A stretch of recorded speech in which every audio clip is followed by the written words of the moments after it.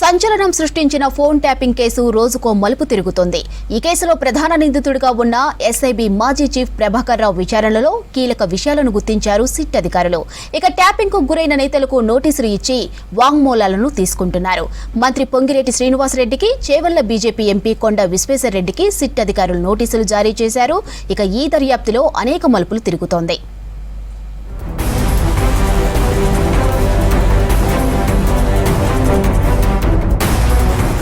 Phone tapping కేసులో విచారణను speedup చేశారు సిట్ అధికారులు. చేవెళ్ల ఎంపీ ఈ కేసులో శుక్రవారం ఉదయం 11 గంటలకు విచారణకు హాజరై స్టేట్మెంట్ ఇవ్వాలని కోరారు సిట్ అధికారులు. 2023 నవంబర్ 15 నుంచి నవంబర్ 30 వరకు భారీగా ఫోన్ ట్యాపింగ్ జరిగినట్లు సిట్ అధికారులు గుర్తించారు.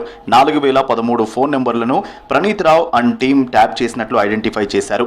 వీరిలో 618 మంది ఫోన్లు ట్యాప్ అయినట్లు నిర్ధారించారు.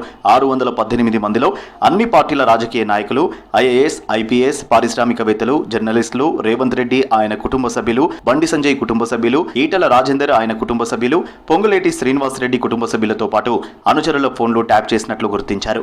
మొత్తం 618 మంది స్టేట్మెంట్లను సిట్ అధికారులు రికార్డు చేయనున్నారు. కాగా ఇప్పటి వరకు 228 మంది వాంగ్మూలాలను పూర్తి చేశారు సిట్ అధికారులు.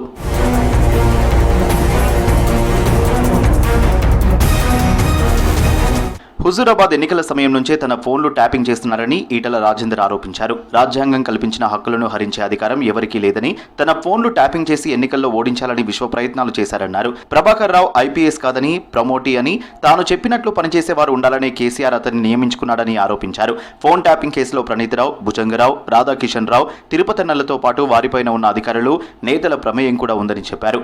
రాజ్యాంగం కల్పించిన హక్కులను కాపాడాలంటే ఇలాంటి వారిని కఠినంగా శిక్షించాలని ఈటల డిమాండ్ చేశారు.